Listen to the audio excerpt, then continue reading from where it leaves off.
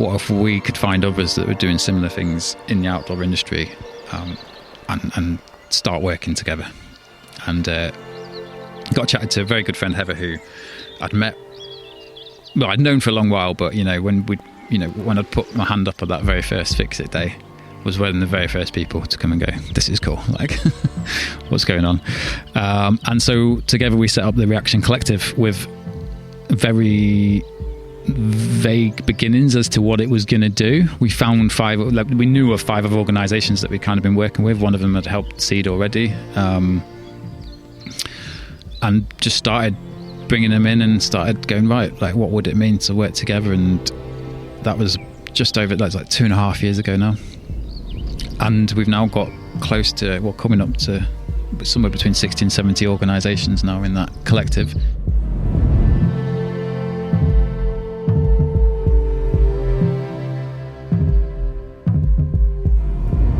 You're listening to the Spaceship Earth podcast with me, Dan Burgess.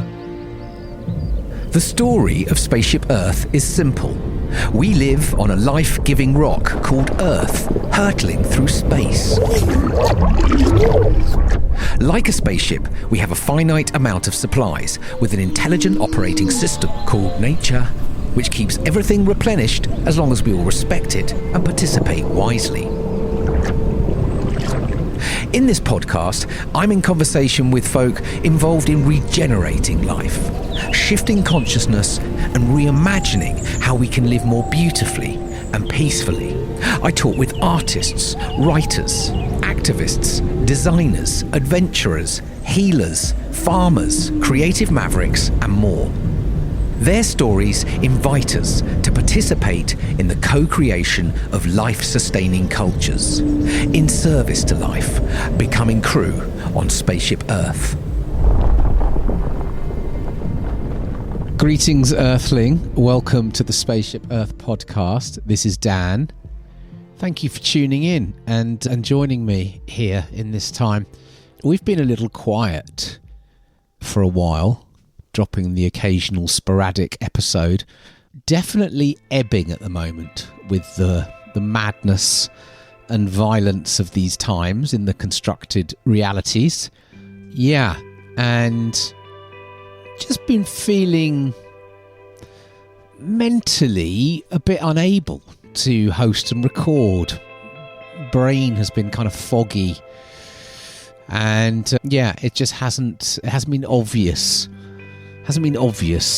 And I've been sitting with that.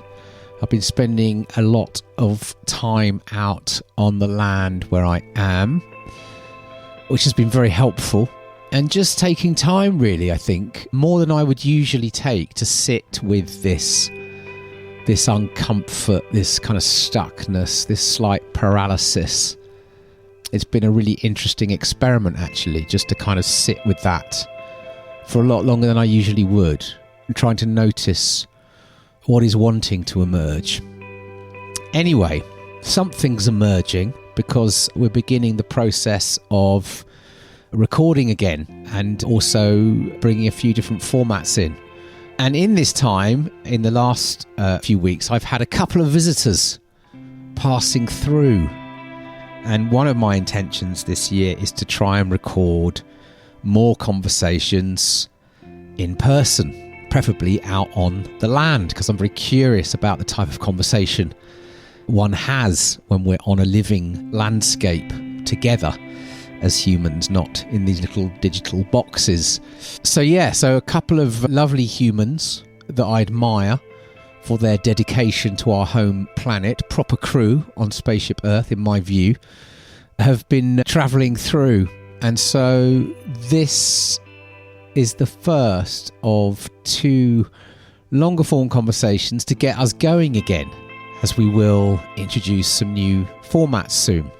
My guest in this episode is Gavin Fernie-Jones, co-founder and steward of Reaction Collective. Now, Reaction is a growing collective of beautiful organisations challenging the status quo in the outdoor industry with community-based circular solutions. In their words, we formed Reaction to protest against the consumer story that tells us we need shiny, new, highly technical, often expensive kit to access the outdoors. We live in the outdoors and we know this isn't true. Working together, we share ways to drive the future of conscious outdoor gear. Our members rescue products, revive them through repair and rebranding, and repurpose them. They then redistribute items through resale, rental and donation, and reallocate profits to regenerate the outdoors. Now, I've been following this crew for some time, loving the energy, creativity, courage and experimental approach to what they're doing. And you can I'll link to all of this.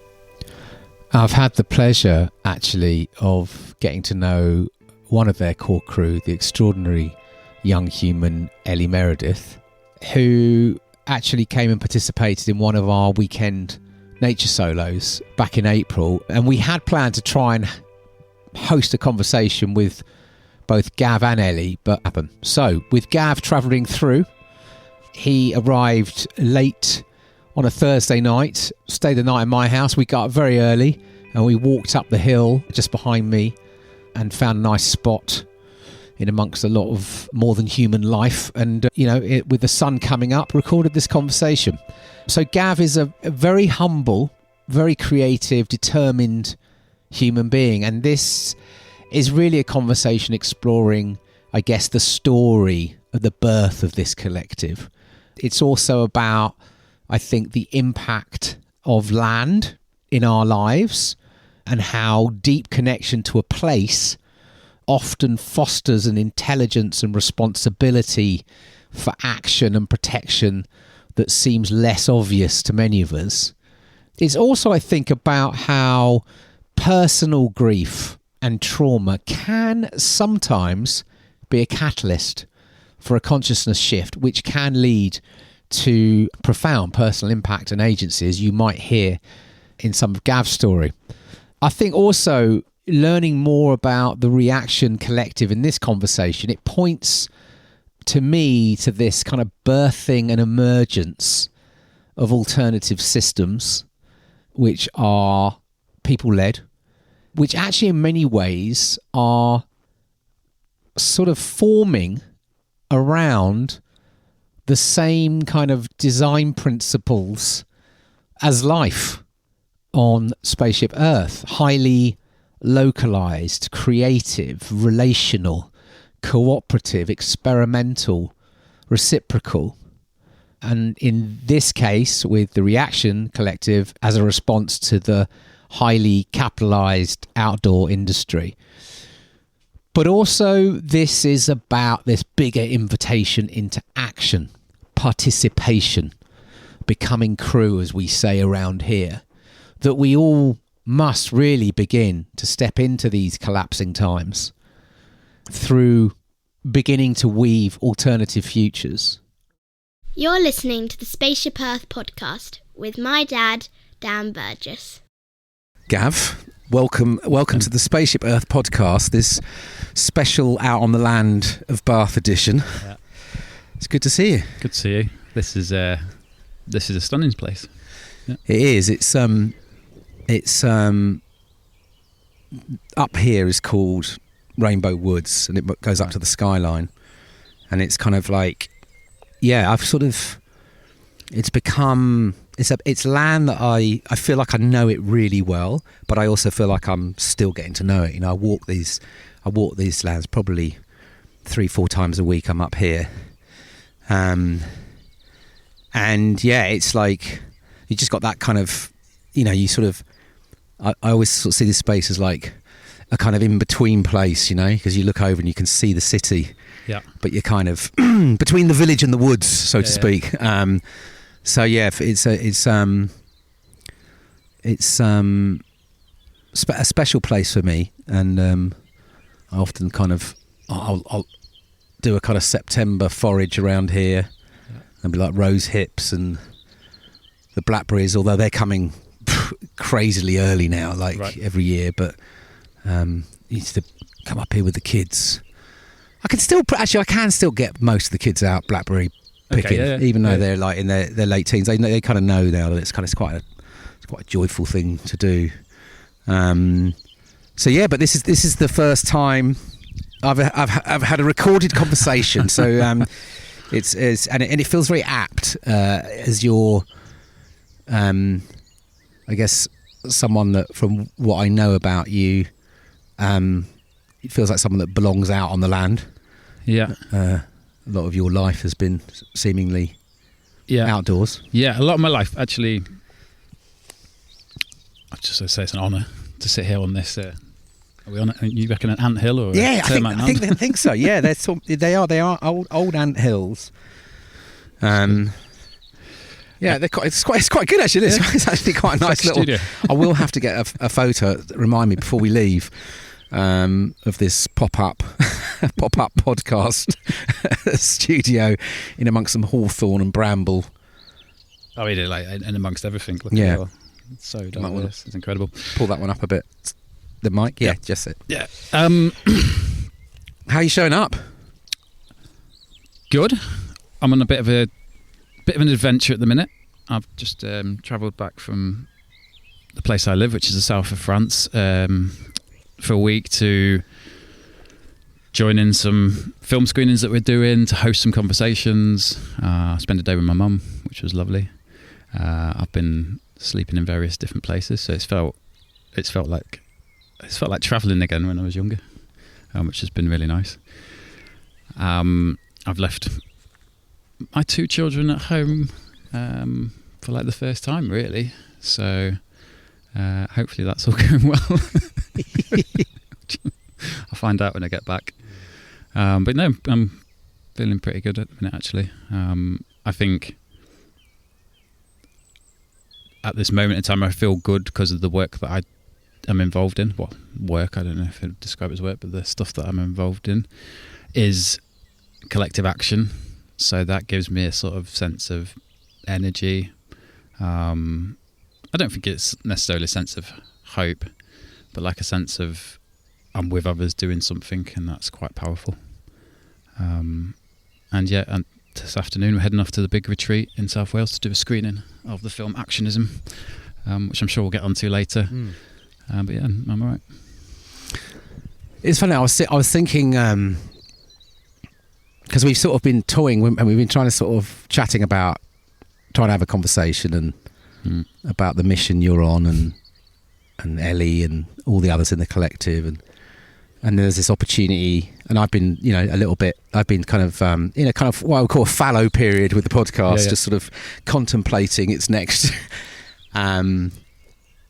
evolution. And then you were coming west, and we've managed to make it work.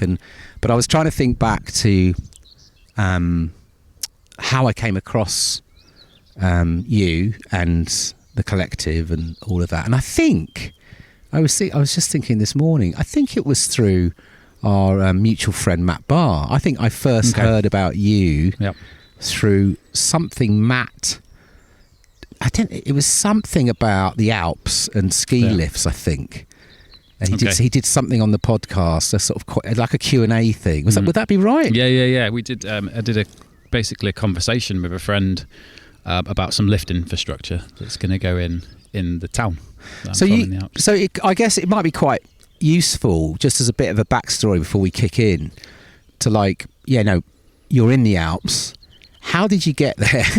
What were you up to? I know, like, the mountains play a big part in your life, but just maybe give us a bit of a sense for listeners, like how the Alps became home, and then maybe speak to. I think that story gives a little bit of a framing around that your kind of your journey, right? Like, honestly, I think the Alps became my home due to one decision my parents made when I was 9. So I grew up in Bishop Stortford in Essex. My dad was a mechanic. My mum worked in a bank, but they always attended this organisation called the Woodcraft Folk. I know the Woodcraft Folk. The infamous Woodcraft Folk. And we'd been members, and we'd gone to like clubs, and we'd go away camping. We'd go off to exchange trips in Germany. all these wonderful places. But one of the places we'd go to is this outdoor centre called Lockabrook. Well, at the time it was just a residential centre called Lockabrook in the Peak District. And my dad had been made redundant, and my mum had an option to take a 2-year sabbatical from the bank. Like, they said the job would be there if she came back, and they decided to go and work at this outdoor centre. And I remember I've been with my mum yesterday, and my mum regularly asks me, she goes, was that a good decision? Because I know at the time, I was the oldest of the 3 brothers. I know at the time it felt like an upheaval for a 9 or 10-year-old to go from a town to an outdoor centre that had nothing around it. So we're talking over a mile to the nearest farm, we're talking 13 miles to the nearest village, 20 miles around to school. And so she's always going, oh, was it a good decision? I was like, it's the best decision you've ever made, because it took us into a place which was just, for me and my 2 brothers, like, in a sense, boundaryless. We just lived outside. It's actually the highest inhabited house in England, so not quite mountain height. It's bordering Kinder Scout, which is officially a mountain at 605 meters or something, just a mountain. And so I think that's the decision that ended up ultimately bringing me to the Alps. Like, that is, in that moment, I suddenly was moved to a place that was just totally immersed in nature. I say nature, like the Peak District is quite a constructed landscape, but nature-esque. And then when I was about 22, my brother went out to France and did a winter season, working in a chalet, and I went to see him the very last week of the season. Neither of us had been on a ski trip, or we'd always been really keen climbers. So the centre when we got there was a residential centre, and then my dad got qualified in caving climbing, and they turned it into like an outdoor activity provider. And when I got to the age of 18, both my brothers became climbing instructors. So my mum, like the whole family, were qualified climbing instructors. So we deliver as a family all the residential trips, which is like awesome utopia. And so we were really keen climbers. In the summer, we'd like take a month and go around Europe and just get in the back of like a beaten up car and climb stuff, eat pasta and beans. So we'd always been drawn to the mountains. So Ryan came out into the season, and I came and joined him for that last week, and it was a bit like, "What? This is doable. Like, this is a kind of life. You get to ski all the time, and there's a job here. Like, a completely not well-paid job, but at that age, didn't care." And then the following season, I followed him out, and we ran a chalet together. So we chefed and did all the cleaning, and then skied a lot. And that was 20-ish years ago now. And I sort of stayed from then on, really. And did the chalet hosting for about 5 years, which, like, fun times. But it has a lifespan to it. It's quite hard in a sense of you're doing a lot of partying, you're doing a lot of skiing, and you're getting up very early, and you just, there wasn't a lot of kind of, I guess, purpose and meaning to it beyond having a good time. But it's like, I guess it's that intense seasonal, isn't it? It's like I don't mind that, actually. I really like being in a place where there is an intense season and the season changes, and there's really quiet periods, which is actually the majority of the year, to be honest. Like in those resorts, they were built for skiing. There wasn't a town there to begin with. So outside of a ski season, which is getting progressively shorter, and not just because of things like climate change, but the way the market works, it's getting compressed into 4 or 5 weeks, like peak weeks. So you have these super, super intense periods now, and then very, very quiet times. And I guess, well, I did actually leave for a year with, I met my wife Sarah on the first night that I got there. Brilliant. Cool. And sort of we've been there 5 years, and we went out to Canada and did a winter season. I spent a year in Canada traveling and working, and I fell into, just for not being able to find a job and having a mate out there, I fell into doing ski boot fitting. So fitting ski boots to make them comfortable for people. and then came back and set up in the following year a ski shop with a mate who was at the time manufacturing his own skis. So he'd built like the press and everything to press all these layers of skis together. And we set this thing up called the Boot Lab, which was in its own way a mad adventure, because still I'm not the best at speaking French. I'm getting better now with my child, who's 4 and is outspeaking me a bit. As kids do. So we went into this thing, me and Tom, with like no idea what we were doing, like never having set anything up, doing it in a foreign language, like all the paperwork. You know, people will talk about an excess of paperwork in France. There's a lot of paperwork to do. No contacts, but somehow we managed to make it work in a space like where renting somewhere is to open a shop is nigh on impossible. We ended up sharing a really small space with someone, but we managed to make it work, and we did that it's still going now, but I did that for 10 years. So yeah, it's just went out to the mountains, I guess, just from my love of like growing up in the Peak District and being on moorland and just wide open spaces and peaks, and yeah, it just kind of, I got there and it was like, this just feels weirdly like home. Very different landscape, but just, I guess it is the amount of, you know, like as we sat here, like you can hear so much bird life, and that's the same in the Alps. I can at this time of year hear from my bedroom window at least 24 different bird songs, and just this sort of vast natural play area. And it is because of the nature of the landscape there, it is quite natural. Like there's been little pockets of mining and stuff in the past, forestry bits. Obviously the actual ski resort is completely constructed landscape now. But outside of that, where you've got some of the national parks and the protected areas, like, yeah, it still feels quite wild and quite natural. Land doing still able to do its thing without too much human meddling. Yeah, definitely. And there's some few famous walks around the Alps. So like you've got the Tour de Mont Blanc, which is the one that everyone will want to go and do. And I've done bits, like I've done bits of walks where I've ended up on parts of that. And yet around us we've got a national park, and my mum comes out every year when we go for like a 2-week walk from hut to hut. And we'll see something every day. We'll see like bucketam, we'll see like eagles, marmots, wolf, foxes, and yet you go over to the Tour de Mont Blanc, which is the famous one that everyone does, and you don't really see much of that. So there you still kind of got that element. You know, I've wolves in the garden. Amazing. We've got a little village WhatsApp group. Our village is about 20 houses. It's absolutely tiny. And there was a little notification. It's like, beware, there's 2 wolves on the road in the village. I was like, that's the WhatsApp group I want to be in. Excellent.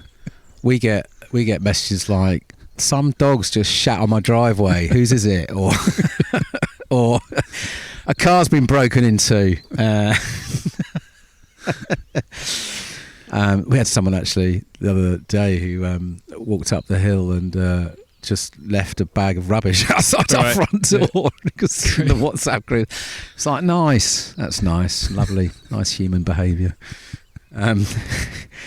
So you're in the mountains. Yeah. You're living in the mountains, and something shifted for you. You know, can you tell us a little bit about what that change has? Yeah, what sort of brought about this shift that's now leading you to where we are? So I think it started in dribs and drabs, and then there was one massive thing that really shifted me. But the starting in like the drips and drabs was like working in that ski shop and just seeing the huge amount of waste that we were creating. And it was a very good shop. Like, we would service customers' needs. So if someone came in and they'd bought a boot from somewhere else, for example, and it was uncomfortable, we would just fix it. We wouldn't go, right, it's the wrong boot, you need another one. Like, we saw a lot of that going on around us. So we had an element of like wanting to repair stuff, wanting to keep stuff going. But still, in this system, you're just looking at what you are generating from that space. And especially, I think when it hits home is everything is very seasonal now in outdoor equipment. So year on year it changes. And usually, you get used to this when you're going down to the trade shows and you're starting to buy this equipment. It's usually just changing maybe colour. And that's it. And the actual product's then the same. So essentially in sort of November, December, we'd have all this kit dropped off. And the first thing we'd need to do is take it out of all the plastic packaging and all the boxes, and then go and just put that in a bin somewhere. Like mountains of this stuff. And the plastic ski boots wrapped in plastic bags. You're like, what are we wrapping up for? Inside a cardboard box. So that was like a bit of a trigger. And I guess also being where you are, right? There are the limits are much more visible in some ways, because obviously when we're in this kind of city, this stuff can be hidden away quite fast. Yeah. But I guess you're sort of harder to kind of hide it away. And a resort that's completely transforming in the extent, in the sense of like construction, like buildings, and the type of people that ski there. In the 20 years I've been there, it's completely transformed. Like it's a very, very exclusive ski resort. And so when we first got there, you might have a chalet hotel that might sleep, I don't know, like 100 people. Those are slowly going as billionaires buy those spaces and turn them into private property. So just not just the waste that we're seeing from the physical things we're doing, but the construction waste, for example, is phenomenal. And like the stuff's built from concrete. They build it very quickly, and all that concrete comes up the hill in cement mixers. So there's more and more trucks going up this mountain, and so I guess there is a sense of stuff has to go up the mountain as well to come back down. Like, so the weight, all this plastic comes up to go in something to go back down again, and you're kind of seeing that process, and at the same time experiencing the effects of warmer temperatures on that industry. You can see the seasons are changing. The altitude that the shop was based at, the village is called Courchevel 1650, so they name the little parts of the villages of the ski resort after the heights. And the more longer I was there, the more it would rain at 1650 before it would have been snowing. Like the Alps are quite, because the temperature can change so much over 100 meters of altitude. So I love it out there in spring, because like a cherry tree outside our house will be in bloom, and yet just 50 to 100 meters of altitude up the hill, it's not in bloom yet. So you can really see like stuff changes. It's back to that, like why I quite like the intensity of the work. It's almost the intensity of the seasons are quite exaggerated there. So you're seeing that happen. You're seeing glacier melt is, it's really kind of incomprehensible. The Mer de Glace is the famous glacier that they've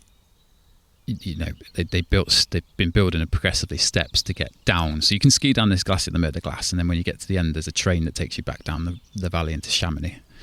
And now you had to walk up a set of steps, and those steps were getting progressively longer to get you back to that station as the glacier's melting. And you could come, it's really good actually, because as you're walking along steps, it'd be like, this was the height 20 years ago. And you're going up, you're going past these markers. So you're looking at like a landscape that's so obviously changed in such a short space of time. And that, it's quite hard. And back to talking about, I don't know if you mentioned, back to Matt Barr and his work that he's been doing. He's been talking about how now what we've done in that space is those stairs have been replaced by a chairlift, by a bubble lift to take tourists down to the glacier. So some people will ski down it and come down. A lot of tourists will come up the train to go and see this glacier. Like when I'm there, it's a really weird thing to see. Like it's the death of a glacier. It's a really odd tourism. And now what they've done, because people don't really necessarily want to walk down the steps, is they've put a car, like a cable car, down to the glacier, and that's having to move or get extended for people to come and see this thing that I find really, really hard to even look at. So we've got all these things that we can see and signals that we can see out there. I've watched a forest fire. All right, admittedly, it was started by someone setting up some fireworks, but the conditions in the summer were so hot that year that everything was tinder dry and ready to go, and it burnt for 2 weeks, and I could see that from my window at home. So I had there's all these sort of things that were getting me to question. Yeah, very very viscerally visible. Yeah. I just on that, because I guess it's a curiosity I have about these times we're in, and when some of us are we feel it. What's your sense on? It's a big question, but when you see people coming into the place, and then maybe there are other people that live there, residents, or are others seeing this as that? Like, what is it that? Have you got any clues as to why? What you're experiencing maybe isn't being experienced by others. Do you sense it is, and it's just a sort of a kind of quietening that people have around this, or is it because it, like you say, it's so visible? If you choose to see it, do you have any clues as to this the sort of ongoing? I mean, quietness. Let's say a dog. Exactly. Dogs, birds, they're all here. I guess it's really hard to speak for others in it and try and understand. Maybe I feel it because I grew up in that on that land, and so now I've ended up we've managed to buy a little place there, which just happened to come with some land at the time. We were just trying to find somewhere, and now like that land has become so meaningful to me. It's kind of open. Like we kind of have shared pasture, so there's not really any fence. You can't really put a fence up or anything. So it's collective land as a sense, and it's a category called zone naturelle in France, so it can never be built on.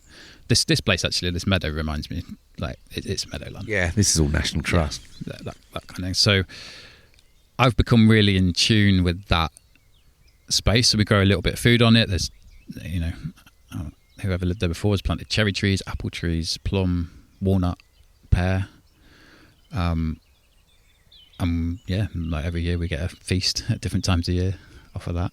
So I feel like I'm really connected. Yet in the village of 20 families, there's only probably 3 of us that are that connected to the land still, because others, younger families and stuff, but they maybe become ski instructors, so their intention is on the hill, the mountain, where the money is.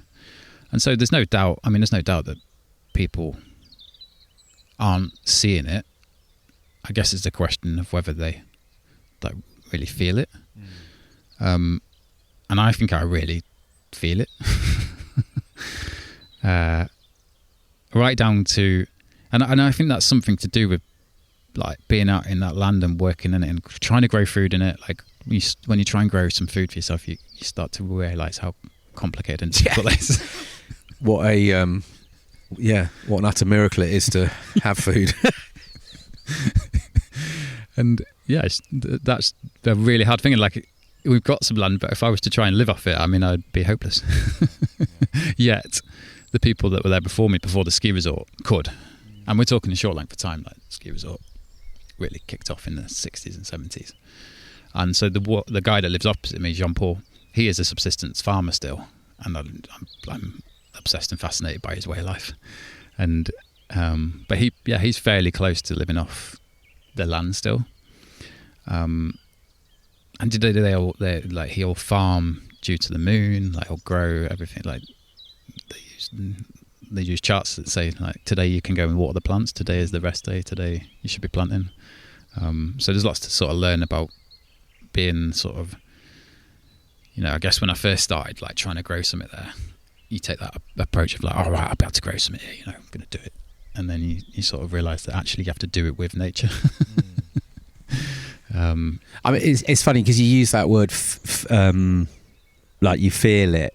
And I mean, I'm just curious because for me, I'm always trying to understand like what is it that sort of blocks this acceptance or the our sense of engagement with what is quite uncomfortable and difficult to thing. But for me, it is feeling like if we it's allowing oneself to feel pain actually of what's happening, but also that there's, at least in my experience and what I'm very curious about at the moment, is what can come through that when we sort of actually allow that in, but then we don't sit on it. We try and we try, we allow that the feeling to become the fuel almost for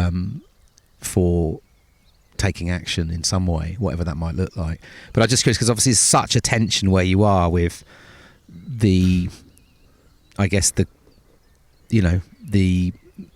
commercial machine of skiing. Yeah, and it's a phenomenal machine, like, to witness. And I think the outdoor industry dodges some big criticisms by saying, we're reconnecting people with nature and getting them outdoors. Like, I don't think you can reconnect with nature in that ski resort, like, where it's not there. It's you can describe it as a golf course. Like, it's got big machines driving around every night, piece bashing it, and then thousands and thousands of people skiing on it every day. And so I don't think you come in and feel the place. I think you come in and just see it. And I have a lot of questions. Same sort of question, really. Like, if you just see that a glacier has really receded, like, what does that shift in you? I don't. Unless you're feeling it, I don't know. Yeah, like, what is it that shifts people? And I think you've kind of got to be immersed in it a bit longer and be outside. I don't think it's enough to come to a ski resort for a week and say, oh yeah, like, I've seen. Maybe it is for people. I've seen a change and it's shifted me, but it's also really, really, really difficult to see the change within a ski resort because we use fake snow. Right. So, like, when it doesn't snow at night, when it's colder, they'll make snow. So if we didn't have all these snow cannons and all this fake snow, people would have seen the change. I doubt we wouldn't be skiing as we're skiing now. So there's elements of being able to, like, hide what's really going on. And then the ski resort has become incredibly commercial. Like, in the highest resort there is called Courchevel 1850. This high street is like your Chanel's, your Prada. You've got more Michelin star restaurants, I think, than any other town in the world. Spas, and it's not nature. It is bonkers, isn't it, when you think about it, that this ancient mountain spot, what has been made possible in a few decades, right? Really, yeah. And that ability to sort of create a kind of an alternative reality that nestles at that height, and like you say, then has these, again, brings in all of these highly consumerist things into that place, and that can be created. Like, it's pretty extraordinary what the human species can do. I think there's one, like, I just remember one bit when they first started putting a brand's name on a lift. So I think it was like Chanel or something, and I'm like looking out at this landscape and I can see the Chanel logo, and I'm like, oh, right. Like, I don't want to see the Chanel. I want to see wolves. But it's a small part of that space in reality. So, like, when it comes to, so we live, like, a lot of people live down the valley. Like, there's a lot going on around how people and communities are getting displaced, really. As that place becomes more and more wealthy, it's becoming far more difficult to live up there. So you're moving down the valleys. So we'd actually, over the last 10 years, I spent that time in winter working up there, and then wouldn't go back up there again to the start of the next season. I would go off to the other side of the valley or up the next valley, or just walk from my house, which is actually very detached from that. So beyond its edges of that ski resort, it's incredible. It's beautiful.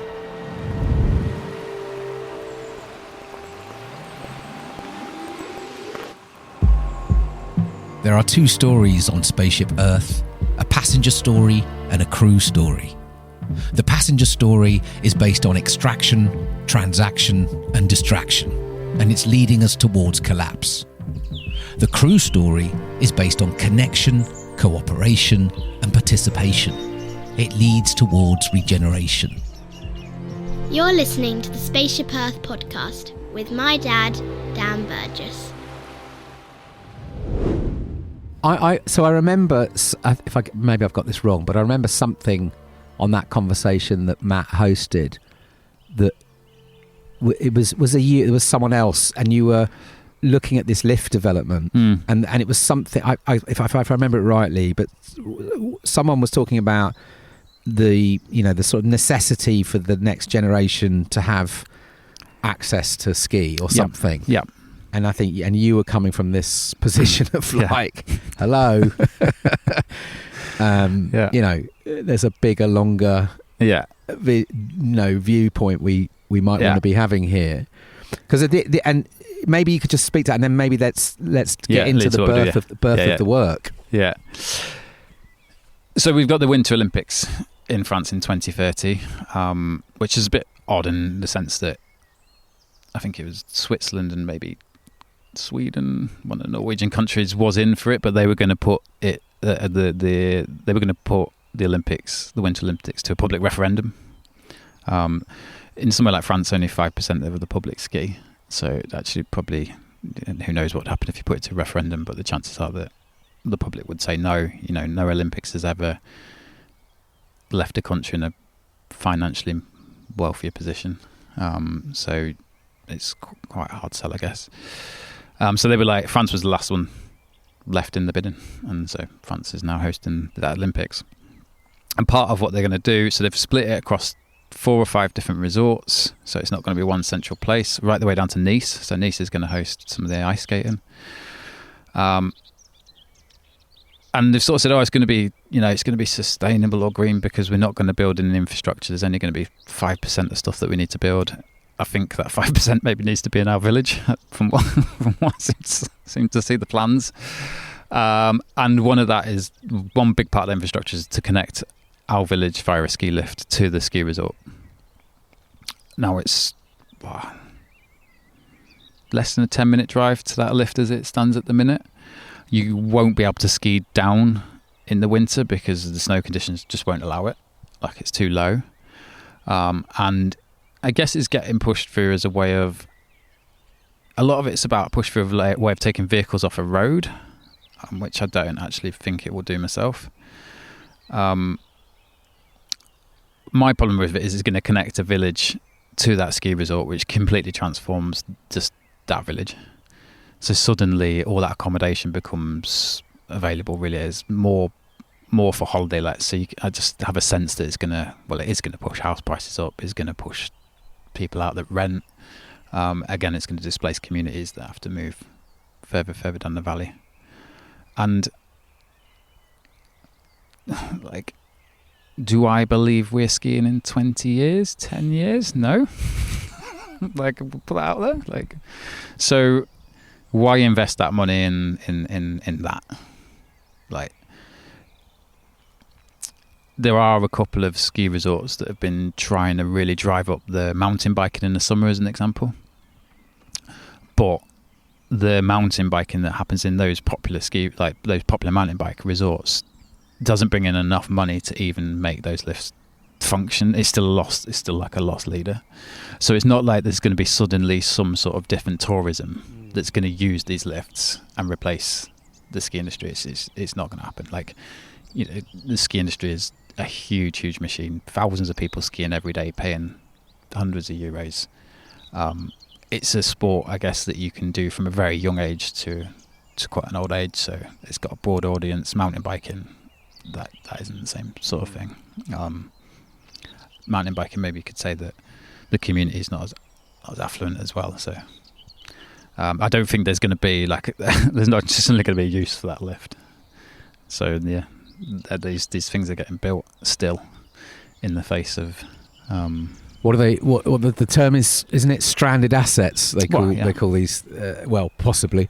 Yeah, and it's just like what you're experiencing there is it's happening everywhere, isn't it? In terms of infrastructure that keeps being, high carbon infrastructure. Yeah, like going to cut through bits of biodiversity as well. Like it's going to cut through lovely bits of woodland.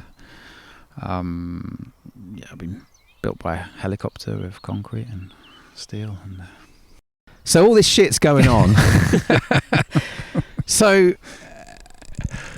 let's get on to Reaction. Like, tell us a bit about the Reaction Collective. Yeah. How it was born. Yeah. And what is it?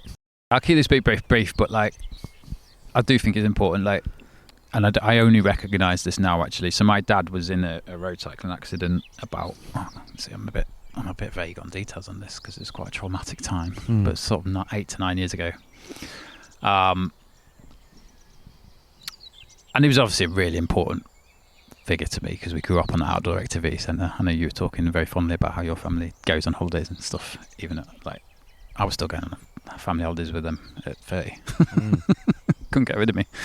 And he cycled into the back of a parked vehicle going at 8 kilometres an hour and must have had his head down and broke his neck and went into a coma.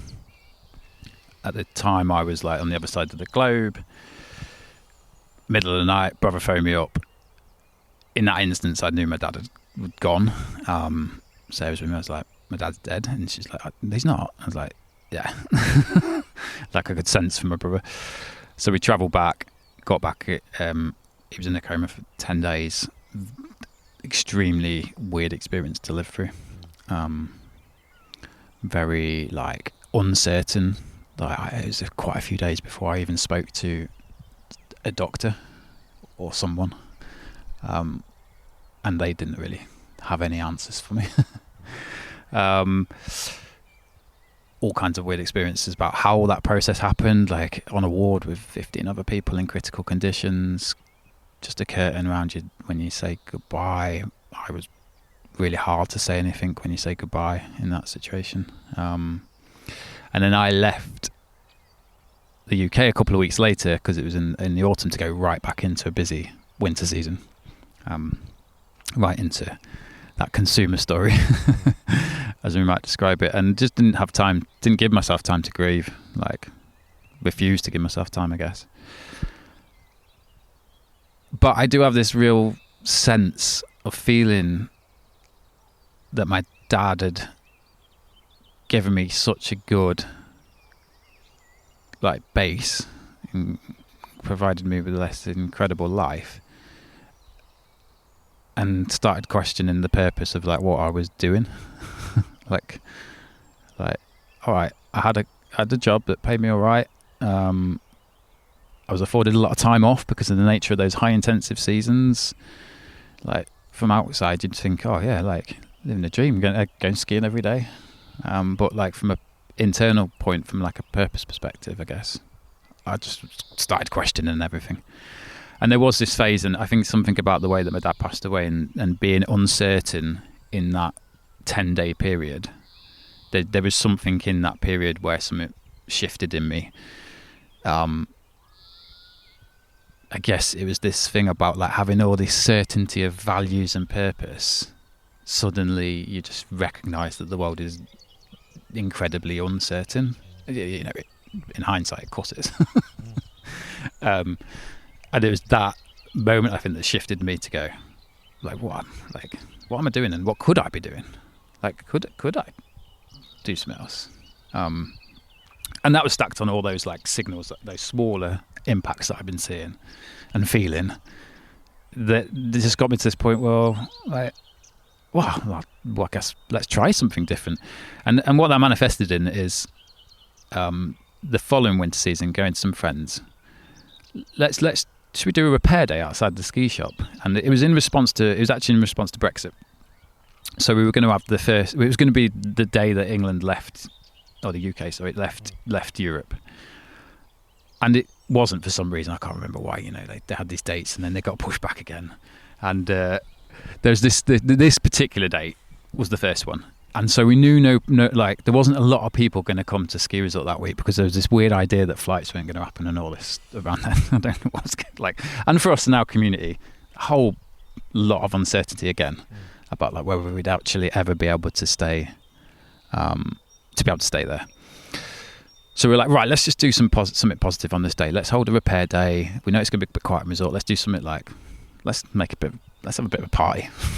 We're not celebrating the day, but let's just do something together. And so we did this thing that we called it Fix It, Fuck Brexit. Like that caught the attention, obviously, which was quite handy. And we set up a couple of mates, just set up sewing machines, and we said a few weeks before, I said to friends, like, right, bring all your second-hand ski gear that you don't use, and tell you what, we'll just sell it. We'll just try and plant as many trees as possible. Like, let's see if we can get something positive to come out of this day.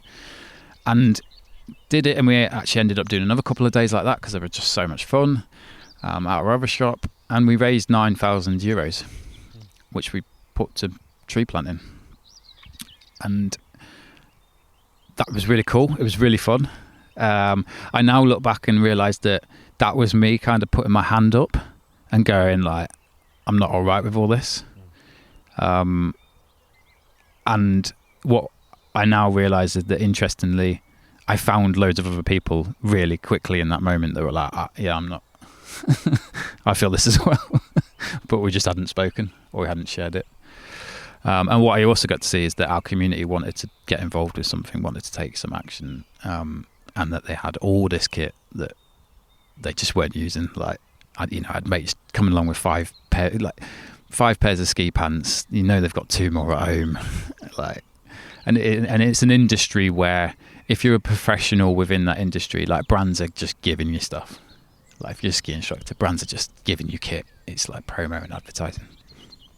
And then off the back of that, we had a really there's a working for us at the time was a girl called Courtney, fantastic like graphic designer, who was just working as a boot fitter, and we just got chatting, and then I was like, right, like, this is cool, like, people, they're interested, let's see if we can set up something. Again, like, no idea like what how or what. And so we started an association, which in French is like a CIC in here in the UK. So it's like a community interest company, really. So it's a space for the community. And at the time, we were taking stuff and planting trees. So Courtney was like, well, let's call it one tree at a time. She made a logo and was like, yeah, let's just do it. It's the only way. Yeah. That over a couple of years then, like, materialised into a community space down in our village, down the mountain in Bozell, where that lift is going to go to. And somehow, when you run up to COVID, managed to secure a space. Like, had to pay rent. The rent's excessive, but I guess I'd been running those boot shops for so long that I understood that, and I had a real sense that it would be okay. And created a space, and then sort of said to our community, like, what do we want to do here? And we ended up making a really big desk at the front and turning it into like a kind of second-hand store, but with some really big differences and key changes in the fact that we had a really big desk at the front. We created it as a space for creativity in the community. So rather than what you might think of the second-hand store, is someone drops off some clothing, it's then sorted, and what is ever resellable is resold there. We did more than that. Like, we had the space to repair and fix stuff that came in. We had a space to, one of the big things we've ended up doing is we get like a lot of uniforms that are branded with the company's logo on it, and the company doesn't actually want that logo on that branded uniform out on the mountain for reasons. Like, it might be a ski school, so they've got a ski instructor logo on there, and they don't want someone skiing in it if they're not a ski instructor. So we just started playing around with these things and just started patching over those logos. And someone's got to do it. Yeah. Well, I mean, at the minute, like, without us doing what they do there, like, I've been to the big sorting centre for all this waste in our community, in our region, and on a day that I've been there, 40 tons of clothing goes through on the conveyor belt. All of it is just getting sorted, especially all the ski gear. Like, some of the stuff, I mean, you'd be mind blown at how much this stuff had tags on. That's a completely different story, really, but all the ski gear is predominantly sorted and exported straight out of the country, which technically is regarded as having been dealt with. To places like, Ghana and all over the shop. especially like if it's got that branding on, or it's going to be incinerated. So this stuff is just everywhere, tons of it, and we've got no systems to even begin to give space to creatively think about like what we could actually be doing with it. And that's what this hub became. It became like, I think the people that worked there and are involved with it just understood immediately what we were going to do, and yet we didn't really place any rules on what we wanted to do. So it was just like, right, yeah, what we're going to do is we're going to get together and work on this creatively and see what we can do. So now we patch all these like all these garments in just a total variety of patches. Like each person who does the patching just does it like, they'll sit at the sewing machine and they'll do whatever they feel like doing. Like Stu's a good mate of mine, and he patches in there, and like his patches are just wild. Like Stu's, you know, he just does what the hell he likes, Stu, and it's like disorganized, like, but in a cool way. Like, it's just, I'm just going to blast all over this with this color, and I'm going to put a bit over here. And then we've got Zelia, who has created a whole project around getting local artists to. She's a big fan of tattoos, so getting local artists to create art, and then screen printing them in these community workshops onto waste fabric that we've intercepted from that waste sorting centre, and then turning into these beautiful patches. And she's made like tens of thousands of these things with hundreds of different artists, and they're kind of like, it's like kind of putting a tattoo onto your clothing. It's cool, like, so you can make this really unique and individual clothing. And we've sort of ended up with a fashion in our community that is owls, born of our community. It's lovely to see, and that ended up, the resale of that stuff ended up being enough to self-fund the space. So it's been a really cool experience because we've not had any sort of mad financial pressures, and then we've had the freedom to do whatever we want to do.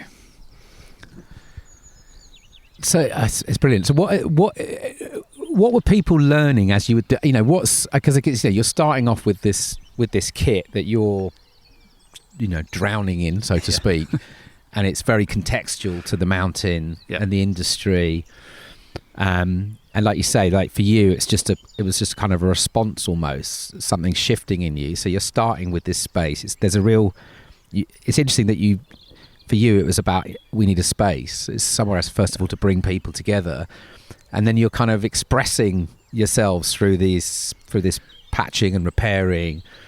What's going on though? Like, what are you as a community? What are you starting to kind of uncover through this process? Like, you know, because like you say, you're just seeing these visual signs of this, you know, the capitalist machine that it seems so unstoppable. But what's coming up? What are you learning as this is going on?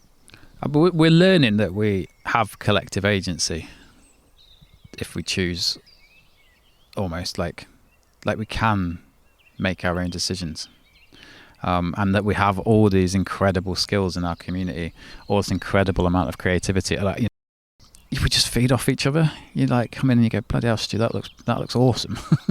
Like, I'm going to do something else, or you know, we get this kit in, and I mean, we are drowning in it. So you see it, and that's another thing that's quite hard to see. Like, I think when you take clothing and donate it to a space, you've got a sense that you're doing something good and right.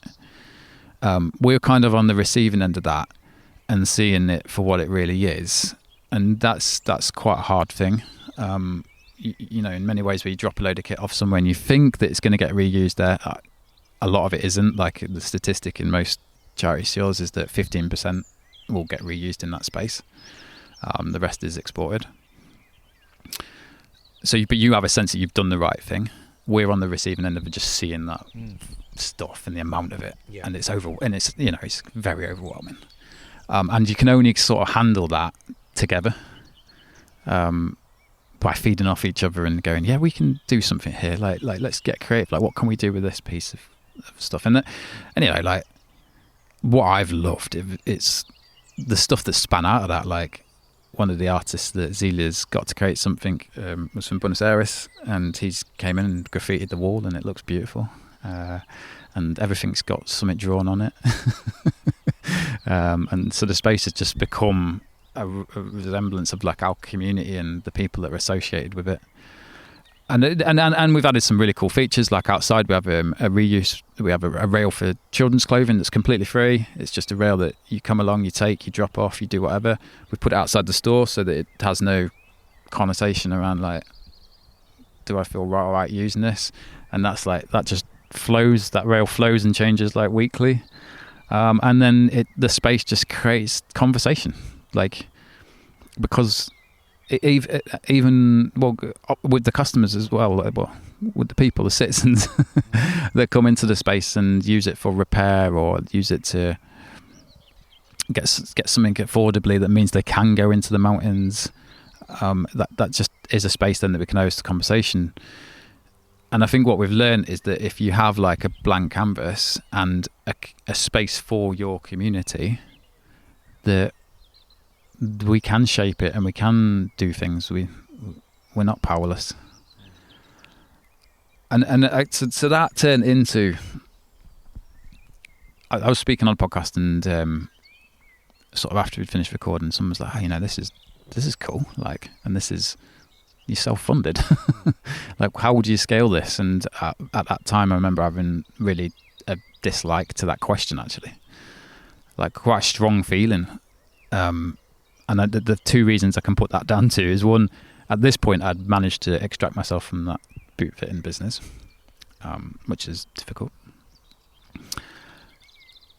And I didn't want to go back into that space where you were opening more of these spaces and more like day-to-day, like managing stuff. Like, I want to do the creative bit. I don't want to be caught up in that part. And then also this sense that like this space had been born from our community.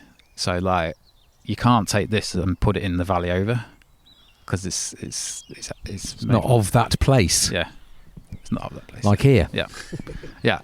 It's the people made it. And on that call, the interviewer was like, "Oh, well, what about like a network?" And I was like, "Oh, yeah, like that feels all right."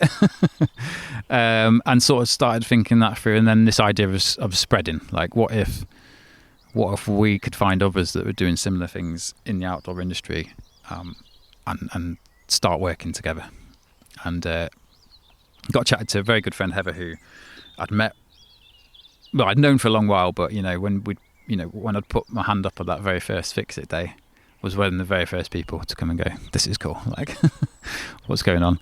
And so together we set up the Reaction Collective with very vague beginnings as to what it was going to do. We found we knew of 5 other organisations that we'd kind of been working with. One of them had helped seed already, and just started bringing them in and started going, right, like what would it mean to work together? And that was just over, that's like 2.5 years ago now. And we've now got close to, coming up to somewhere between 60 and 70 organisations now in that collective, spanning, excitingly, this week we've got all the way to Colombia. And Antonio, who runs a workshop, rooftop workshop in Bogota, making panniers and bike bags that are affordable for his community, because like a bike bags are incredibly expensive. And then we've got places in New Zealand, lots of organisations in the UK. They're a mix of not-for-profits, charities, businesses, all really doing circular models of consumption. So that might be the sort of the 5 key ones are repair.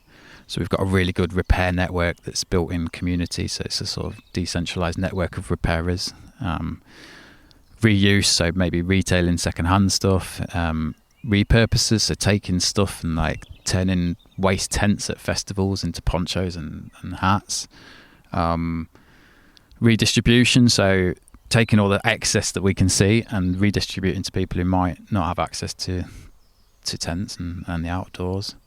I came across actually at Medicine Festival. Is it Tent Share? Yep. Yeah. Yep. They're part of the collective, aren't they? And then the sharing economy. So all companies. Yeah, no, that's good. I'd forgotten the 5th one, to be honest. The sharing lot. The sharing lot. Yeah, that was pretty. If I remember rightly, because I forget her name I met, but she was saying that the model as I understood it was working with people who owned tents in the local community around the festival, donate their tents, get set up, and then receive the little fee for usage. Yeah, they don't donate. I mean, it's peer-to-peer lending. Yeah, sharing. Right. But sharing for the actual festival, and then they get them back. But I thought it's just brilliant. Yeah. I mean, it's lovely, and there's so much around that sharing economy. So it's Rebecca from Tent Share. Similar, there's loads of stories in this collective, but her story is like, what are we doing? Buying these tents, and they're actually advertised now as single use, so you can buy a single use tent for 20 quid. It doesn't actually even work as a tent for one use. but it's also that whole thing. If you think again, and then so there's the material, there's the cost, then there's the lugging the bloody thing into the place. It's actually just reminded me, like, let's just looking at birds and like trees and like the birds don't own the trees or the bushes, right? But they travel around and like they're like, I'll be here if that's all right. You know what I mean? I like that idea of like, well, what's already here in this place? Do you know what I mean? So actually, in all these properties around that festival site, there's people with tents. Yep. It's like, well, you can use my tent for a small fee. Yep. It's just such a beautiful shift. Yeah, it's like if you use tent sharing, you go and rent a tent, you meet a human as well, don't you? Yeah. In that process, and at that point they might go, you should maybe camp here, or I know, this is a lovely walk in our area. There's something exchanged as well beyond the material and the money. There's an organisation called Community Gearbox, which is from the US, and they built like an app that's not been launched in Europe yet, but we could attach it to One Tree at a Time, and you list the things in your community that you're willing to share with other people in your community. So like tents are a great example, but also I've got a roof box that goes on my car that I'm probably going to use 2 weeks a year. I'm happy for anyone in my community to come and borrow that for a week. So you could attach all these things and use all the things you have in the community collectively and provide the space to do that, because it's sometimes I'm bad for it when someone lends me something and I forget to give it back to them. Yeah, right. There's a kind of system that's sort of required help. Yeah. Mate's like, have you seen this, Gavin? Like, maybe. Yeah, exactly. I'm gonna have a look. But when it's done this way, there's like, I know who's got it. Can you bring it back in 2 weeks? Yeah, cool. And then there's a reminder to say you'd not bought it back, sort of thing. And some stuff around, like, obviously a lot of the time when people do this, there's a lot of questions around insurance and what happens to the kit if it's damaged, and you need to sort of make some small contracts. And so there's all these organisations that are working in that. None of them are making a product from new materials. They're not recycling stuff. And there is an element of a lot of it being based around community-led. Like Heather likes to call it the citizen-led community circular economy, which I quite like that as well. Like, lots of versions that we're seeing of the circular economy are like, this thing's going to get taken back on a big scale. It's going to get made back into something and come back to you again. Again, I don't have much agency in that process. What we're saying is, like, come to our community space and we can repair something with you, or you can come and make something with us. You can come and be creative. You can come and learn about the processes of manufacturing something or keeping something out of landfill. You can learn about what happens to this stuff. Like we will tell people when they drop a bag of stuff off, like, if we can't use some of this, what will happen to it? Because that's all kind of hidden. But we end up in our One Tree at a Time space with using somewhere between 80 and 90% of the stuff that comes in, because we'll use the zips to repair. Like, if a jacket's broken, we'll take the fabric out of it to do some patching. We've kind of got this, like, one rule really, is that we don't buy anything. So if we're going to patch over something, we're just going to patch it with something. We're going to make the patch. We're not going to order up a load of One Tree patches. We're going to sort it out ourselves. If we need to repair a zip, well, there'll be a zip that's in a coat that's damaged. Take that zip out and we'll put it into that one. So it's basically like, we work with what we have. Yes. Yeah. Yeah. And that's the constraint. Yeah. And that's what creates the creativity, I guess. Yeah. constraints, magical things, aren't they? It's fascinating listening because it's kind of like what you're speaking to. Because I mean, so obviously we could talk about, you know, consumerism, but we'd probably need about 12 hours at least to sort of get into it. But there's something about what, as you're speaking, this, you know, the citizen element, the participation element, it's making me think like it's almost like an intervention into the disease of consumerism, right? Because if we just rely again on, you know, the world of commerce, the market system to solve, you know, inverted commas, solve everything, but like a circular economy whereby I'll just allow someone else to sort it all out, and I'll just the transaction will still be financial, you know, but we kind of keep going. It's the same sort of consumerist model, albeit with maybe a slightly lower impacts or whatever. But the intervention, I use that word, but, you know, I'm using it as I guess to explore this whole growing area. But by inviting people in to whatever it is that's, you know, whatever doorway they're coming in through, in some ways it's an intervention because it's allowing people to kind of feel their way into this stuff and to realize that there is connection and there is curiosity and there is, you know what I mean, and you're sort of opening this stuff up in a way that then I think maybe is helping people see things differently and see their place in this thing differently. Do you know what I mean? It's very easy to allow the markets to continue to solve, you know, again, inverted commas, I'll buy this jacket, it's all recycled. Do you know what I mean? Someone's done it for me. But ultimately you're still kind of disconnected. You're still kind of in that relationship of that kind of individual, you know, I don't know, there's just something about this, what you're speaking to, which is, it almost feels so necessary if we're to break these patterns, or disrupt them, let's say. It is an intervention in the sense as well as that,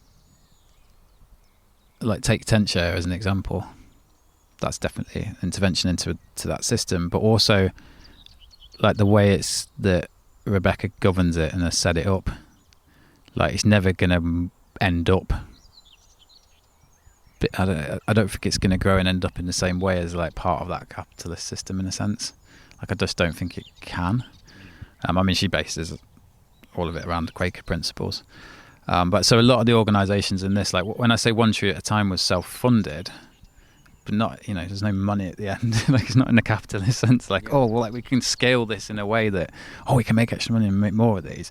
It's just enough to pay our community to be able to do the work and do the part they want. So there's no element of like, they're not capitalist entities really, or I don't see that they will end up being able to be capitalist entities anyway, from a structural point of view. And it makes me think because they are based on, they are alive. They're based on a living system of people and things, and that's messy as life is. You can't really scale life, as we're finding out. Yeah. Do you know what I mean? Yeah. So you are sort of like prototyping these with these different projects and organisations, these kind of new forms of economies, really, which are, you know, can only really operate in this more localized way. Yeah. And I guess that's why the collective is interesting, necessary, and interesting, right? It's because for these to really become valid, not valid, but you know what I mean, like real alternatives, there is you need this sense of movement, I guess. Yeah, so look, as what the collective does now is we share ideas, and what we're a community, we work together to help each other. Like this stuff is really difficult to do. It's hard to, you know, like we recently, well, last year we managed to get together at Lockerbrook, that place that I grew up, which was really cool. And just had lots of chats and discussions over the weekend. And one of the things about was sort of like, what do we record? You know, like to get funding and all sorts of things, and to show progress, you kind of have to play the game a bit and get some. And in that space, no one really wanted to record anything much more than the joy of what we're doing and the happiness and what brings you like this wellness, really. Like can you? And you know, we left, and you can't really measure joy, so we've still not measured anything particularly. So yeah, you can't. You're right. You can't scale that.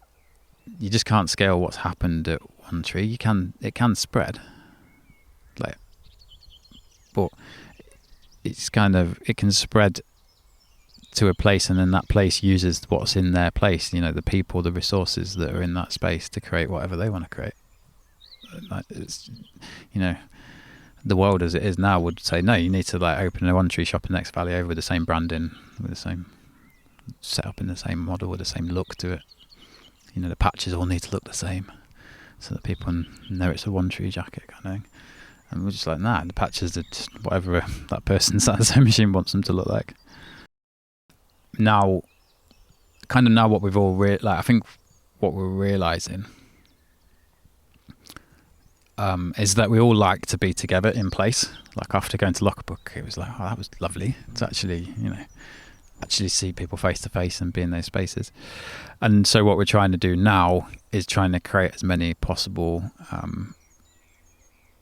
events where we come together face to face and demonstrate something. So one of the things we did last year was what we called the alternative high street, and we did an event at a summit, and we demonstrated what this alternative high street could look like if we were sharing and repairing and creative, had these spaces that we just gave to our community, and we got creative together and made something.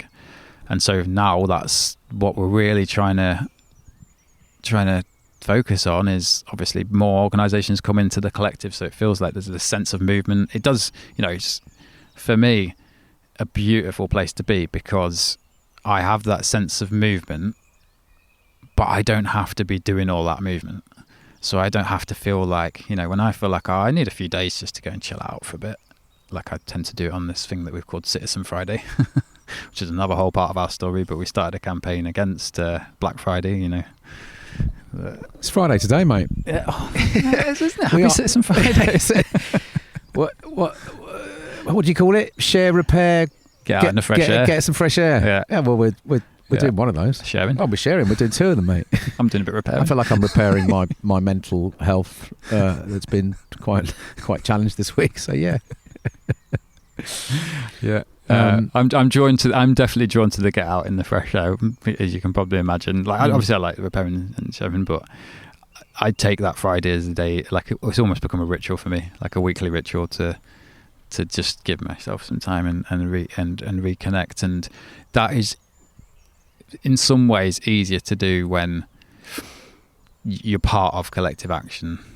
You know, like when I was watching that forest fire from my house, feeding my child in a high chair, he was like, no, it was under 2, and you're like nourishing your kid. You're like, oh my god. You're kind of just watching this fire for 2 weeks. That's incredibly difficult, but at the same time there was still things happening within the collective.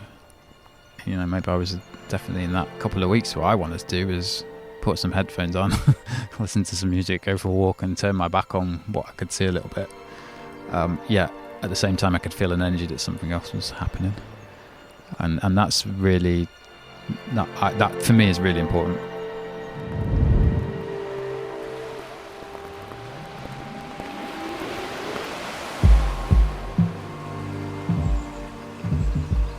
We live on a life-giving rock called Earth, hurtling through space.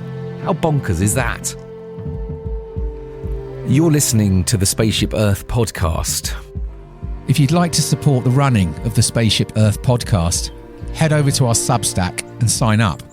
You'll get every episode straight to your inbox, weekly writing, plus other crew offerings. We're grateful for whatever you can give. Join us at becomingcrew.substack.com. Yeah, I mean, what I'm hearing and what I see in your work, and it's common to the work that we're trying to cook up with the Becoming crew, and it's connection. It's being in community. It's places again, like breathing life back into the places we're in. And I'm sitting. There's a bee that I keep watching on this hawthorn just beside you, and moving around. And you talked about all the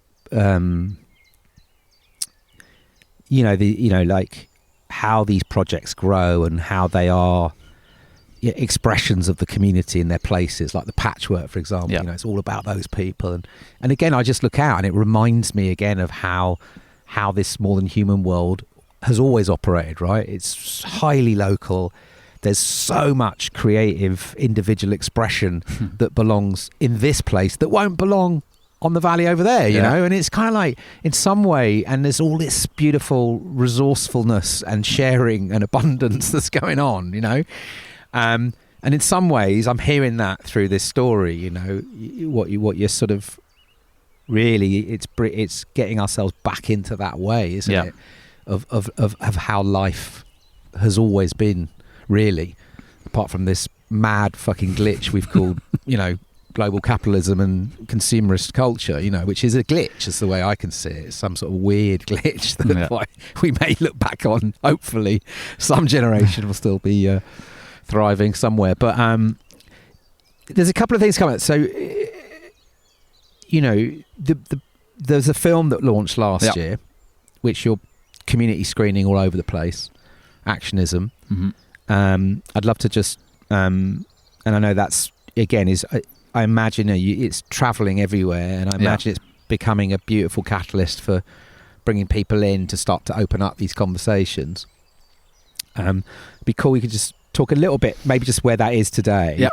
And then I guess the question is also coming up for me is because you've inherently been born out of the outdoors and the outdoor industry, for example, how is the outdoor industry responding to what you're doing? Like, and I imagine there's all kinds of tensions and stuff, or I don't know, I'd just love to know, like, what that has been like, and how if you do see relationality, like positive relationality between what you're doing and that thing, or is it an impossible thing? Is it just, I'd just love to, if there's anything we could speak to on those two.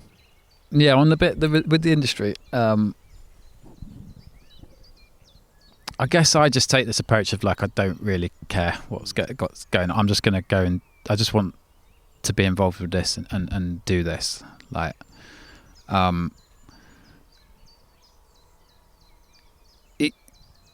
the industry, like most things, is stuck. Like, obviously, has to try and return more wealth each quarter, and like not the easiest, the impossible growth machine. One of the easiest ways to do that is to change the jacket colour and do a load of marketing around it and release it next year. The things that we're trying to propose, like one of the things I really love that happens at the Reactions is we've created this network of independent repairers. So, for example, we have a repair team within our community space. They might be repairing a jacket, an outdoor jacket today, but they might be doing a curtain tomorrow or a set of jeans. And what we tend to do with repair at the moment within the outdoor industry is a lot of brands will offer free repair, which I have a big issue with because it devalues repair. And what they'll do is from a centralised place. So I would just send that jacket off. It would get repaired at this site place and then come back to me. That takes value out of our community.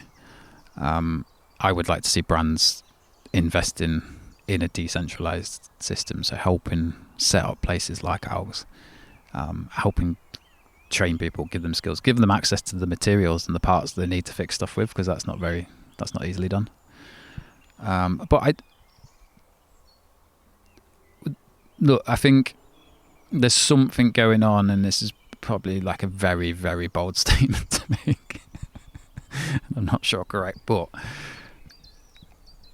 I would question it whether our nearly 70 organisations are out innovating an entire multi-billion dollar industry, and I think we are. And we've got nothing, like we've got no money. This collective is completely done on voluntary hours. It's not a funded thing. And so I think I do know that certain parts of the industry are really listening and paying attention, because they're stuck, and I think they will really struggle to emerge out of this with anything if they don't innovate, and they kind of can't any longer. And we are. So if the sharing economy on a localized citizen level worked, great. If the industry goes and uses their huge amount of wealth to bring something like that into existence, and we share everything that we do, and it's out there for people to see and read about and get involved with. But I don't think they're in the position to really be able to do that. A lot of the things like repair and resale platforms within the industry tend to come, and I'm speaking broadly here, but they tend to use the marketing budget to run those things, which speaks about it quite clearly to me. They're not going, here's a budget to go and create this. So whether it will truly shift or not, or whether it can truly shift, I don't know. Don't know on that point. I would say the people within it are very engaged and understanding, and I've been fortunate that I've been able. I've felt that, but also been given the space to be able to step away from what I was doing into something new, just down to set of circumstances. One of them being that I don't really care for many new things, so it's not like I have a huge. I'd spend a lot of money kind of thing, so I've been able to try and make this step into doing something different without too much stress about the financial burden of not making any money currently. So I do recognise there's definitely people within the industry that would love to be able to do this work and put themselves. That stuckness of the entities and the systems and the structures make it very, very hard to become differently. And then what we have done is create a film called Actionism. So when I spoke earlier about not knowing what reaction is, we don't know what we're doing really. It's just a load of people in a space trying stuff. And you talked about the bird landing in that tree, and we have ideas as well that we just leave behind. We're really good at going, well, that worked for a bit, and we don't need that anymore. And that's some of the power that's why I feel like we're really getting into this space of being really incredibly innovative, is because we've got this collective of organisations that are sharing and pinging ideas around and leaving stuff and running with stuff and testing different ideas in different communities and seeing the different community responses. It is quite innovative, bringing up all sorts of crazy bonkers ideas that we're doing. And one of those ideas really, one of the things that materialised was we decided to create a film. We very kindly got some funding from a company called a chalet operator called Hotel Plan.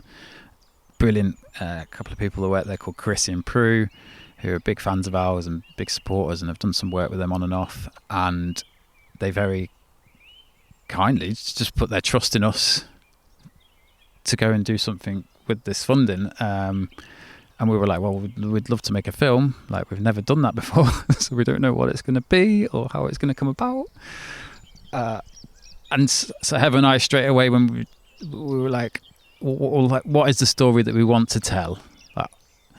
And it wasn't my story. It wasn't really even a collective story. The story we wanted to tell was of Ellie, an 18-year-old who had been volunteering with us, of her journey from feeling quite anxious at school, about all the big stuff that's coming up in the world, and the fact that no one speaks about it at school or at home, and so she felt like she was just completely isolated. And through a very good mutual friend of ours called John Alexander. Big up to John. Yeah. she found his, and John's work's been like a huge influence on mine. I mean, within this whole story, I read Citizens at some point in his book, and that put words to what I felt. You know, like when I was growing up in that Peak District, I was a citizen of that land. I couldn't shop. There was no shops. I didn't have any boundaries. It was me and my brothers. We were like, my family ran, like our family ran the outdoor activity centre. Like we did the cooking, we did the washing up, we did all the activities, we drove the minibuses. It was like introducing people into our family almost for a week, and then they go and we'd have a whole new family and stuff. And then I got obviously into the ski resort and dragged into that consumer story, like oh yeah, like I'm selling this stuff and making more money, like what, like and it sort of just kind of overwhelmed me. And then you weren't alone. Yeah. I mean, it's still very overwhelming. You're not alone. And so John's words, like the framing of the citizen story, I was like, that was me when I was young. I was that citizen. And, you know, I've now got 2 young children, and very much gone into, ended up in a space where I feel young again. Where I feel like everything is possible, and that's helped by having 2 young children and just witnessing 2 kids going, well, everything is possible in this moment, and I only care about this moment. And so some of what's happening around the collective and stuff is allowing me to exist in that space again of just thinking, yeah, well, like, of course our community can deal with some of these issues that we have in our community. Like, we're the only people that can. And everything's possible. So John's book, was a massive influence, and it was also on Ellie. So John sort of connected us with Ellie, and you know, he did this thing with his book that he talks about, that when he launched it on the website, he said, "Oh, ask me and I will come." And we asked him, and he came to see us in the Alps, and we've become great friends. And he's just really generous and an incredible guy. And he did the same for Ellie. And so the journey is Ellie meeting us, going around meeting different parts of the collective. The collective is really, like, it's exciting. It's like a real broad range of people and a real variety of citizens, and from like the tent share crew, who a couple of young lads that are turning tent share waste into festival waste into ponchos and hats, but they've got a real buzz around them, and they're a funny couple of lads. And so she sort of went around on this journey meeting them all, came out to meet us in the French Alps. We took her out into the mountains, and so it's her journey into like feeling part of something, into feeling part of collective action, and how she no longer feels that anxiety. Like, there's people to talk to. I mean, like, there's so many threads in that film that they weren't necessarily the threads that we thought about when we were creating it, but there's threads in there about passing down knowledge. Yeah, I'm 44 now, and I feel, well, I mean, watching Ellie like blows my mind. You've had some experience. I've spent a few days. She's extraordinary human. And I think I have some things that I can pass on to Ellie that are, like, I have some thoughts that help Ellie, and vice versa. Ellie is helping me. I get a sense, again, just from what I have seen, that there is an intergenerational spirit in this collective, which is really beautiful, and something that's very, it's very, it's a real sort of trying to inquire into that with everything right now. How to create that connectivity between generations feels like a sort of a sort of core principle for how we respond to what is coming at us, you know. So my mum is like made all our clothes when we were kids. So me and my 2 brothers always had the most insane fabrics that she could find, and then she'd make us all the same clothes. But my mum is very much part of this collective. Like, she, you know, like, she patches stuff, she makes stuff for us, she during COVID, she set up a WhatsApp group on her village, on her street, and she does all the repairing for the people on her street, like for free. Like just people come around, drop stuff, and she fixes it. And then I feel like my children like are becoming part of it. So yeah, there is like just knowledge getting shared across a broad range of society.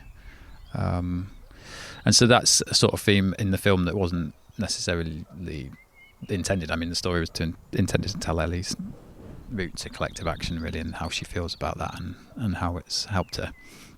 And we kind of made the film again. So it was a young filmmaker called Michael.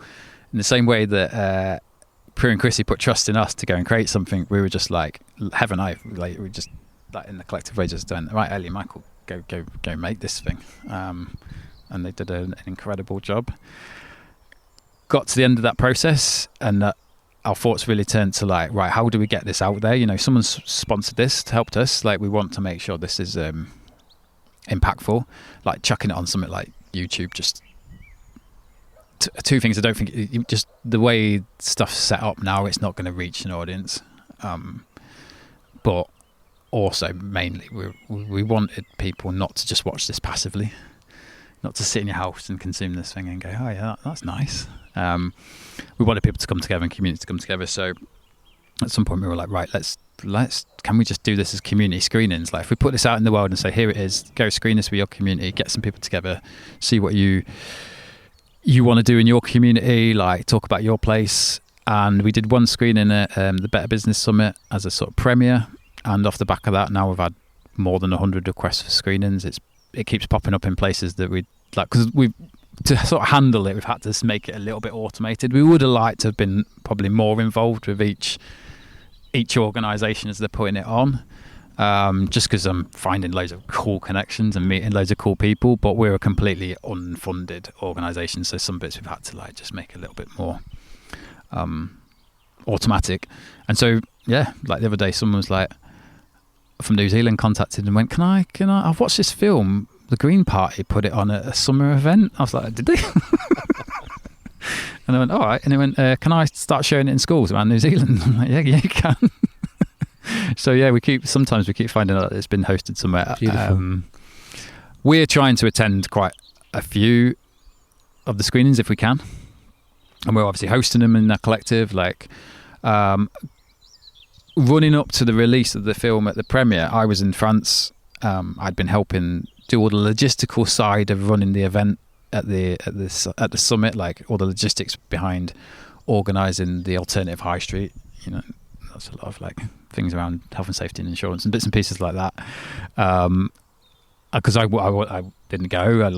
There was 10 members of the community that wanted to put it on, and they went and just put it on and did an incredible job. The photos and the films and the conversation, the feedback were just amazing.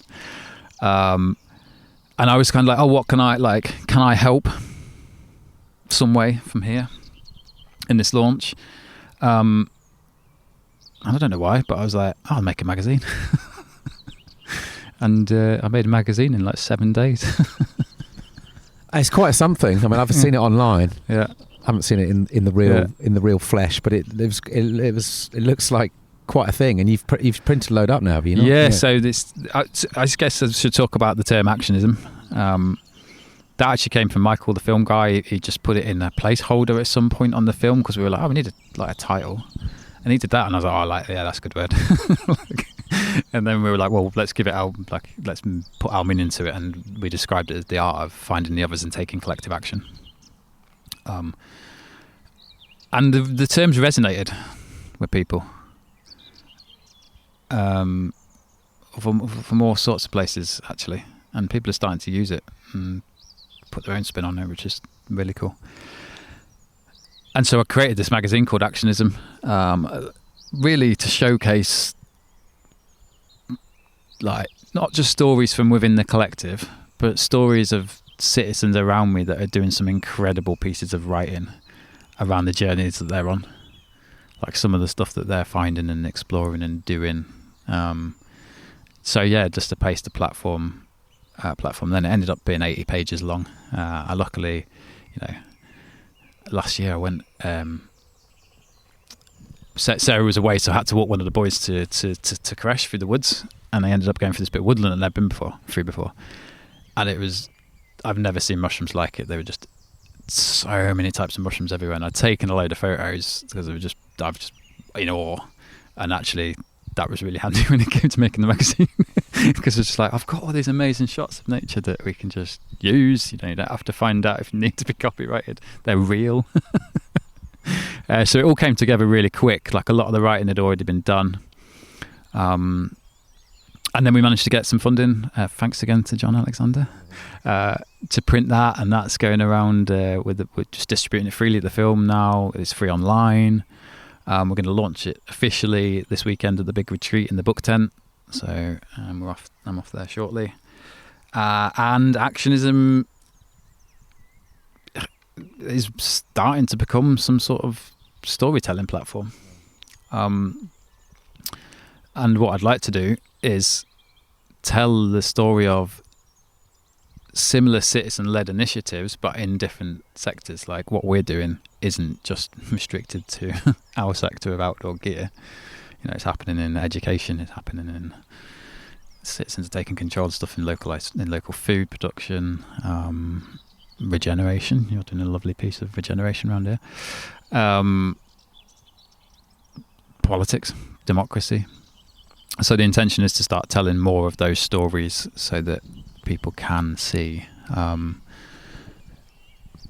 this citizen-led approach is emerging everywhere and all at once. It's beautiful. And the Spaceship Earth podcast gets the shout out in the back of the guide as well, which is nice. That's sweet. Thank you for that. It's a lovely touch. I mean, it's on a personal note, this podcast has meant, not this one that I'm recording now, your podcast series has meant so much to me. It's I don't know, there's something about that tune at the beginning as well that feels like a homecoming.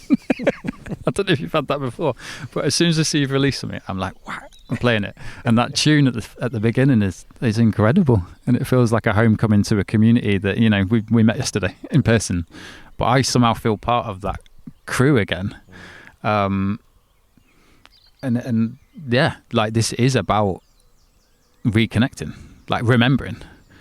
Like, so much of how the Reaction Collective has been structured and created, I can see that a lot of it is a reflection of where I grew up and my relationship with nature, and understanding the complexity and the creativity and the interconnectedness of all of this. Somehow that collective has formed to mirror that, and it's really powerful, and really innovative, and, you know, I think we're remembering ways to be. Beautiful. I'm conscious of your train. Yeah. Thank you, Gav. I mean, obviously, I'll signpost folks. Yeah.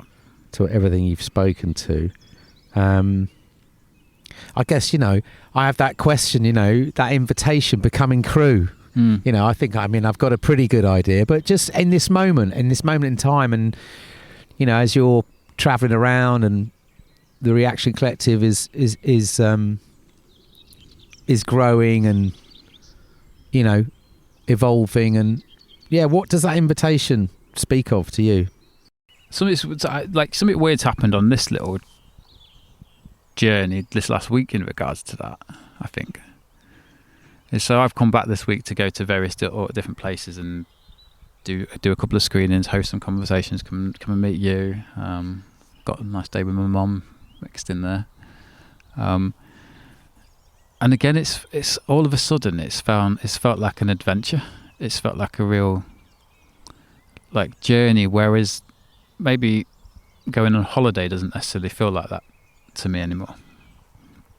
And so I feel like I'm on this journey where I'm getting much more connected to people, my place, the land around me, people from like a really broad area because of the nature of the collective action.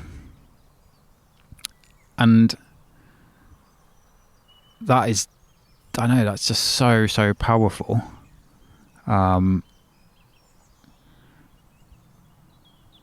essential. And something's just happened in this week where I've gone on this little journey and met all these people, and I feel like I'm on an adventure again, in a sense, into the unknown, and I'm really all right with it. Like, I'm more than all right with it. I love it. Like, I don't want to know, and I think there's something in this moment when I see stuff around when people go, oh, we've got some solutions to stuff, and I'm like, I ain't got a solution to anything. What I've got is a real need and urge to just feel that everything is possible, and to try and remain in that space without going, right, I think this is what we should do. And I get asked a few times, on certain things, oh, what's your vision or what's your utopia? And I don't really have a vision. Like I said, I've somehow managed to get into the space where I live in the moment a lot more, and that's what I'm more focused on than what might be.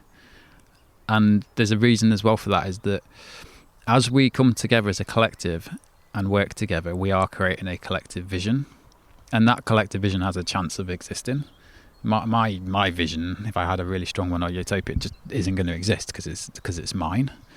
But I feel like if we do come together as citizens and share and collaborate and work collectively, that we can fundamentally create something completely different, and it's possible. I think I feel that because I've kind of been part of that in a collective for 2 years that's gone from an idea, a very loose idea, to a collective of 70 organisations, and all the attached, they tend to call themselves the reaction adjacent people, like my mum and even our accountant, that are very embedded in that space and with us on this journey as an ever expanding crew.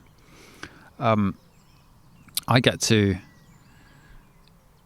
exist in a place of adventure and possibility that in the consumer story or the capitalist system feels very closed off and impossible to find. Beautiful. Thank you, Gav. Thank you, this land. Thank you, all the beings who've welcomed us in this. It's been it's been a beautiful morning. The birds, the bees, the flowers.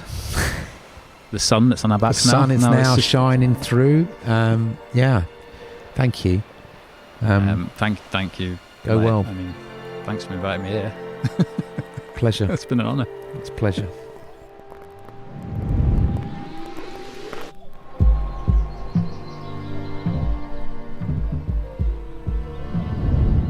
That we all must begin to step into these collapsing times through beginning to weave alternative futures by becoming part of these experimental shifts. And so really, it's about finding your own adventure, whatever it is you're being called to serve with the gifts that you carry.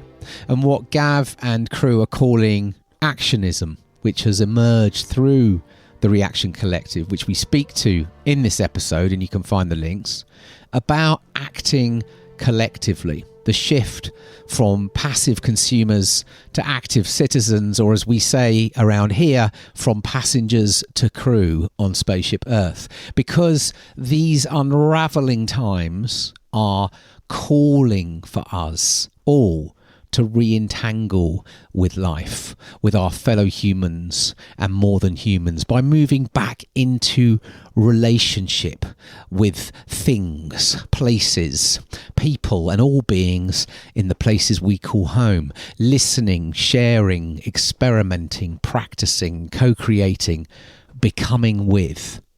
What might emerge if this type of action begins to really accelerate? I hope you enjoy this one.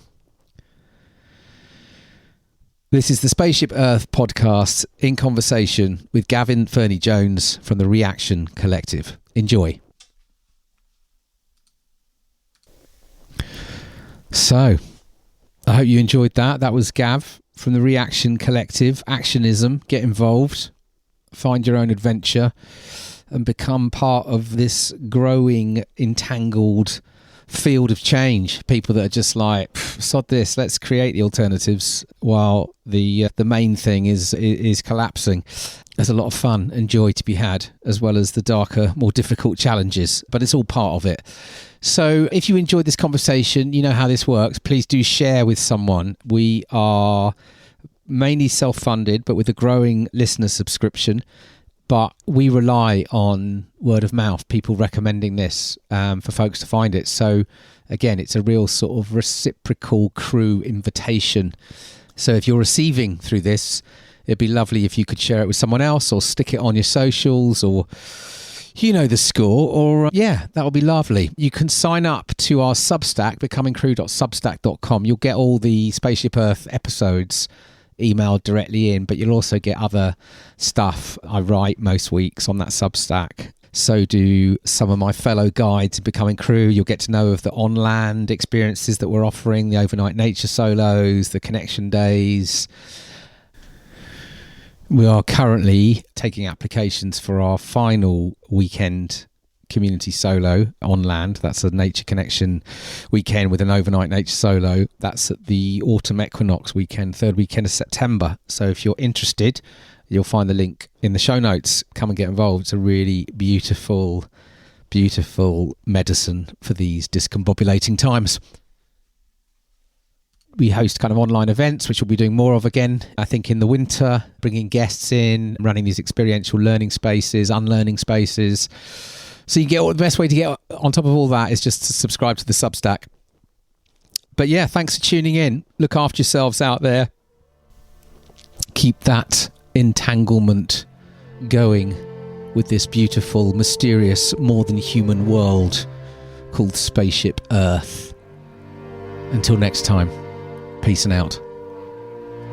This podcast is created in service to life, for you. It takes time, funds and energy to make. If you'd like to contribute to the running costs, you can donate the price of a cuppa or a pint. Find the link on our website. This podcast wouldn't exist without the following crew: Charlie Shred, Audio Jedi; Seaman Home Burgess, Engine Room; Willow Burgess, Jingles.